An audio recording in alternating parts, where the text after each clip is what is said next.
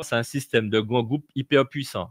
Concentration verticale, c'est-à-dire maîtrise de la chaîne d'approvisionnement, avec plus de 14 intermédiaires. Nous avons une concentration horizontale avec la maîtrise de la chaîne d'activité, c'est-à-dire que les mêmes grands groupes sont à la fois dans le bricolage, dans l'agriculture, dans l'alimentaire, dans l'automobile, etc., etc. Et puis, nous avons un troisième type de concentration, c'est la concentration financière, parce que ces mêmes grands groupes font des centaines de milliers d'euros avec les hypermarchés, les supermarchés, etc. Donc, ils ont du cash en trésorerie. Tout le monde sait, il y a le budget, il y a la trésorerie. Ils ont du cash. Et donc, ils peuvent même prêter de l'argent à la banque. Millions, on dit millions. Non, mais je parlais par semaine. Ah. Après, par mois, ça va monter en millions. Ouais. Et à la fin de l'année, ça peut même monter en milliards. Donc, mais à la fin de la semaine, tu as des centaines de milliers d'euros, toute activité confondue, qui rentrent. Donc, on a une vraie concentration. Donc, on a un vrai système organisé en puissance. Et donc, face à un système, il faut avoir une vision systémique. C'est ça, il ne faut pas regarder le truc par morceaux. Si vous le regardez, vous savez, la stratégie qui consiste à dire j'ai un gros problème, je le découpe en 10 sous-problèmes. Si je règle chaque sous-problème, je règle le problème, ce n'est pas vrai. Je prends un exemple très simple. J'ai le cancer et j'ai de la fièvre et mal au ventre. Si je prends du Doliprane, ça va baisser la fièvre. Si je prends un médicament pour le ventre, ça va baisser le mal de ventre. Mais le cancer est là. Je n'ai pas guéri mon cancer parce que j'ai baissé la douleur du Doliprane. Donc, c'est de ça qu'il faut sortir. Il faut sortir de l'affichage.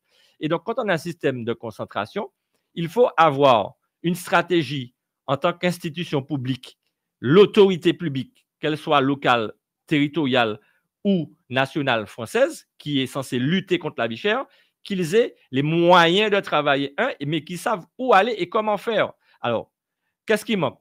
Cartographie des grands groupes, parce que ce système-là, il a deux caractéristiques structurelles. Il y a une myriade de petites entreprises. On a un tas de petites entreprises avec des noms différents. Donc, les gens ne savent pas qui est qui et qui est le papa et la maman de chaque petite entreprise. Donc, regrouper organisationnellement, fonctionnellement, parce que dans la chaîne d'approvisionnement verticale, par exemple, il y a la centrale d'achat. Je prends 3 acteurs importants. Il y en a 14, mais il y en a 3 qui… Chaque acteur n'a pas le même poids, la même force et la même puissance. La centrale d'achat est puissante. Le grossiste importateur local est puissant. Et je vais vous dire pourquoi. Et le distributeur est puissant.